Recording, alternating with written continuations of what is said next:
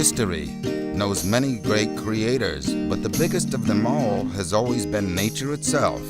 The perfection of nature's creation is revealed wherever we look. It also unfolds itself in places where we humans could never see with the naked eye. In this invisible world, the world of microorganisms, one of the most perfect forms of nature's art is evolving: yeast. 1,000 forms of yeast that exceeds the limits of human imagination and take the most unbelievable and beautiful shapes. Among us are living masters with wonderful skills who can spot the beauty of yeast unseen by the naked eye and even mold it according to their wishes. One of the well-hidden, secluded islands where the wizards of yeast are bestowing nature's art on us is located here in Estonia, in the deep forests of Salutaguse. As is often the case, many great things begin accidentally. The primitive yeast factory that was operating during the Soviet era became a part of the international Lallemand corporation mainly by chance. It began like a fairy tale about the ugly duckling. Here the plant was a total wreck. There was basically a ruin, but the Finnish government had loaned or given a subsidy to build a wastewater treatment plant. And that was quite a valuable asset, we thought, because wastewater is a big issue in yeast production.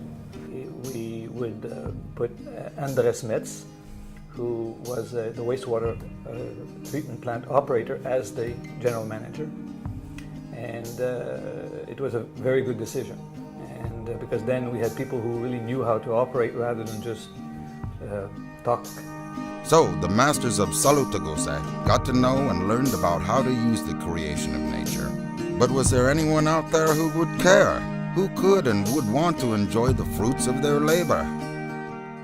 Spent most of my time when I came here for the first time, not in the plant, but going with Andres to visit customers. For example, Lallemand, that I understand you know well. And luckily, for example, in Lallemand, I think Hans Foreman, what's his name? Hans Foreman, who was the manager there, had worked here in the factory. Once the creation of Salutaguse masters had caught the first eye, the rest followed and showed their interest. Fazer, Tartu Bakery, and many others. Everyone liked that the value that they got from here was always certain and of high quality. The owners from faraway lands were surprised that the masters of Salutaguse did not just do their jobs well, but they turned out to be a lot cleverer and more creative than anyone could have expected. Those who really deserve the merit is the people here, such as Tina, but also all the others, Virve and others. They were like sponges. They really loved to learn, and they were very good at not only applying but doing it in the perfect way. Not immediately, but they would learn very rapidly, and we didn't need to repeat too many times. We know that to succeed in contemporary art does not necessarily mean just brushes and palettes, colors and frames. The one who wants to be visible in their field has to be familiar with the most up-to-date technologies and the latest discoveries of science. We started developing contacts at visiting these universities, and with this professor in the Technical University, we started saying, do you have students that would be interested? So we started bringing these students to Montreal for 6 months and back here, and one of them is Ildar, who now heads the research and is one of our top researchers in the whole company. The years passed. It started to seem as if everything that came from the masters was becoming ordinary, that it is already common and usual. But then, once again, nature itself interfered and completely new options unfolded. When there was an opportunity to buy a business that was owned by Alko in Finland, for inactive yeast, for selenium yeast, we bought it and transferred it because they were closing down their factory. The Salutaguse Masters palette was complemented by inactive yeast. This was the first time that Finnish colleagues had to admit that Salutaguse Masters had done an even better job than themselves. And this is something that we again initially acquired from another Finnish company, Valdera, which was part of Kemira, but we moved the production here because we trusted the ability of the team here to master the production, to even improve it from what they had done before. In the early days, the Nordic neighbors were concerned about whether the skills and attentiveness of the Estonian masters would be enough to elaborate their work. However, after a year or two, everybody had to admit that the Estonian masters did not give any reason for discontent in any of the areas. In the first year, I can tell you the people in Valdera were predicting disaster. They didn't trust at all. But now they say, fantastic. It's even better than we were doing it. For a long time now, no sphere of art is a separate, selfless creation, but also a complicated economic system. Building up this business side and keeping it running takes extraordinary people, and Salutaguse had them. We found in Tina a pearl, a real diamond that was able to do this even better than we were able to do it in our other companies, and she her talent shone in this challenge that we had, and helped us make the right decisions thanks to that, and to invest in the right things and to price it correctly, and which meant that when we sold, we actually really made money. For a long time now, art and creation as such in general is not situated between national or state borders.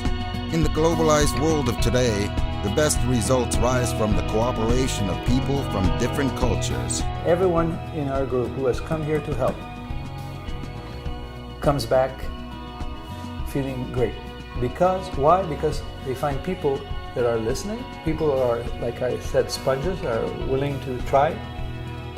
And surprisingly, they can even do it better than we even thought they could do it, and even improve on that. And then we learn back.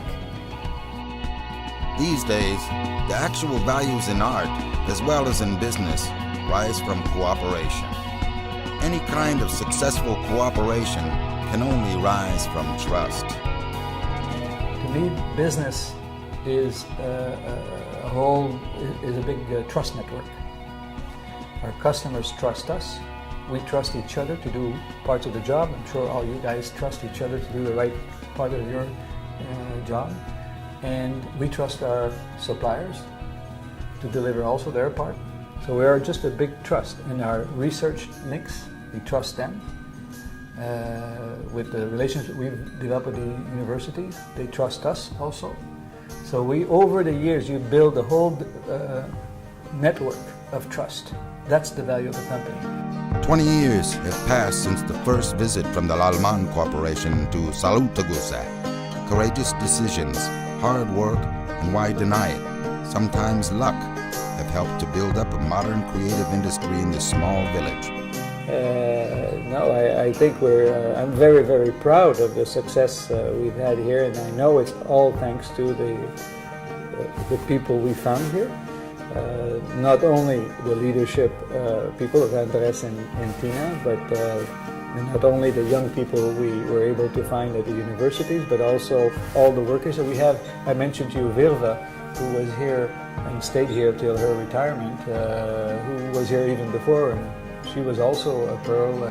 Today, we've spoken about yeast as an art form. It might seem that one question has remained unanswered. How much of the Salutaguse yeast factory work is art? How much production?